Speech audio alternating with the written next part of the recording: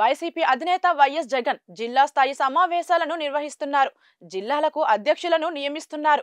మళ్ళీ మన ప్రభుత్వం గ్యారంటీగా వస్తుందని చెబుతున్నారు. నమ్మకంగా ఉన్న వారికి పదవులు వస్తాయని భరోసా ఇస్తున్నారు. ఈసారి కార్యకర్తలకు అత్యధిక ప్రాధాన్యం ఉంటుందని ఆయన నేరుగానే నేతలకు చెబుతున్నారు.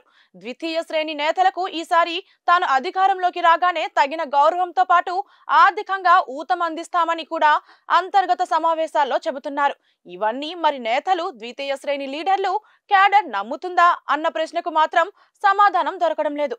ఎందుకంటే కార్యకర్త నుంచి నేతల వరకు తిరిగి యాక్టివ్ కావాలంటే కొంత సమయం పడుతుంది. ఎన్నికల ఫలితాలు వచ్చి 4-5 నెలలు మాత్రమే అవుతుంది. కొత్త ప్రభుత్వంపై విమర్శలు చేయడం తగదని కొందరు మౌనంగా ఉంటున్నా మరికొందరు మాత్రం స్పీడ్ అందుకున్నారు. అయితే వైసీపీ నేతల సంఖ్యతో పోలిస్తే రెస్పాండ్ అయ్యేవారు అతి తక్కువ మంది మాత్రమే.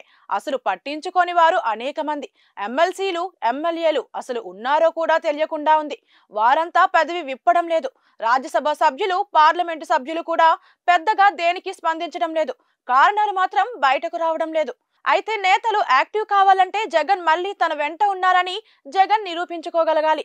ఎన్నికల ద్వారా ఆ పని జరిగే ఛాన్స్ లేదు. సో ఇక ఒకే ఒక అవకాశం, అది జనంలోకి వెళ్లడం. జనంలో రెస్పాన్స్ చూసి నేతలు కూడా వైసీపీ బలం పెరిగిందని ఒక అంచనాకు వస్తారు. కూటమి ప్రభుత్వంపై అసంతృప్తి మొదలు కాకముందే జగన్ ప్రజల్లోకి వెళ్లాలని నేతలు కూడా కోరుకుంటున్నారు. జనం వెంట తాను ఉన్నానని చెప్పగలగాలి. తాను అధికారంలో చేసిన తప్పులను నిజాయితీగా ప్రజల ముందు అంగీకరించడం మంచిదంటున్నారు.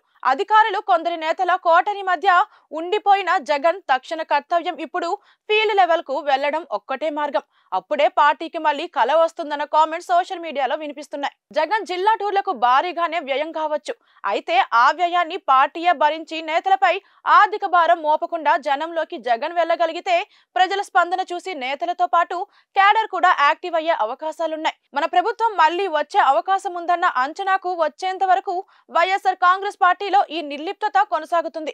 దానిని పోగొట్టే బాధ్యత జగన్ పైనే ఉంది.